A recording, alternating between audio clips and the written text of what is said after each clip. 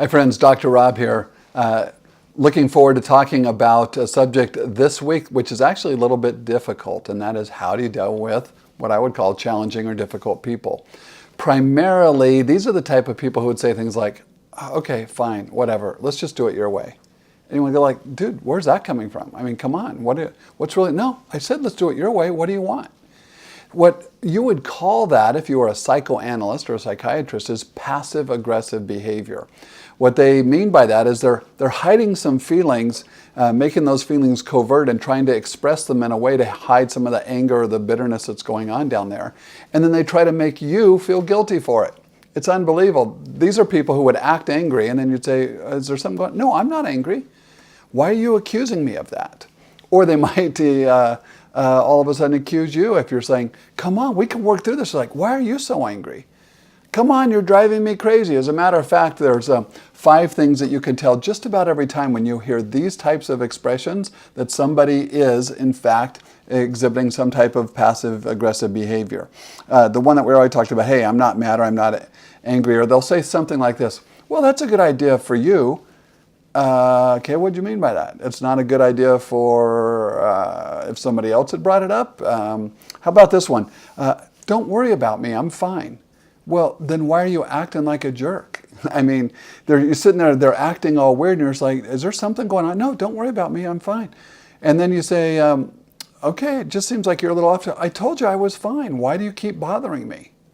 Well, see, what they're doing is they're making you feel bad about them having poor behavior. Or they'll say something that's kind of mean, and then they'll say this, I was joking. Yeah, well, that's a really poor joke. We don't joke like that. We're human beings around here. So how in the world do you start to deal with somebody who is exhibiting some of that passive-aggressive behavior? You know what? You might, on the other hand, be dealing with somebody who they're just off a little bit, and they just need some extra grace. We would call those people, where I work, we call them EGRs, extra grace required around some people. But either way, you're going to have to adjust your behavior, and there are some things you can do.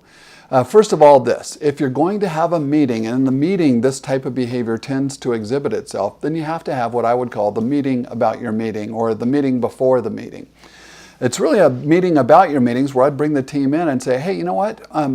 When we're in here, we have to talk about the real issues. If we talk and exhibit some type of behavior in here where we pretend that everything's fine on the surface, but then we go out and have a parking lot conversation, that's not going to help anybody. And so what we need to do is get all opinions out on the table in here in a really constructive way.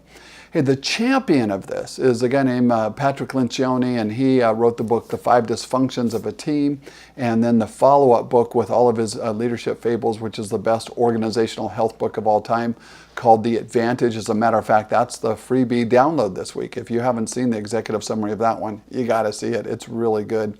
And so I'll have those 2 as downloads. But here's one of the things he says, hey, productive conflict, it's the best thing in the world, but it has to be established on trust. And so that's why you have that meeting before the meeting to talk about trust. So first of all, you kind of get your rules out there. Second of all, when you start to see that kind of behavior exhibiting itself in the meeting where somebody just kind of goes, okay, and you're like, excuse me, you just kind of pushed away from the table. Was that because of frustration, something that's happening here? Or tell me what's going on.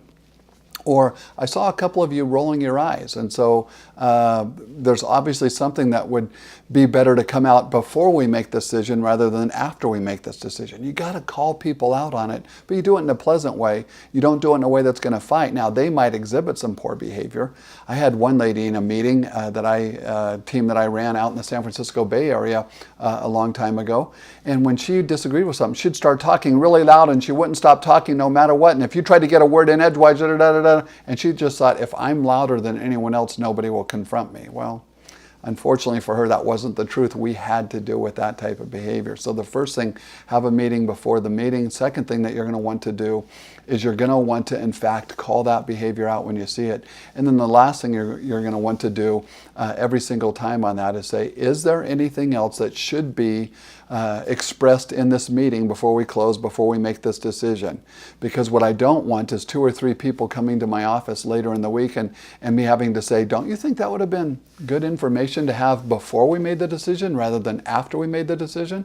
And so one of the things you can do every single time is that you can make sure that everything gets out, and to the point that if somebody brings something up later, then what you can do is you can bring that to light and say, even though at the end of the meeting we asked for other things to come up, still Charlie came to my office and he wanted to express something he thought was good for the team. I'm really sorry he wasn't able to express this before the meeting. I don't know why that is. Perhaps he's got a reason, but here was Charlie's point.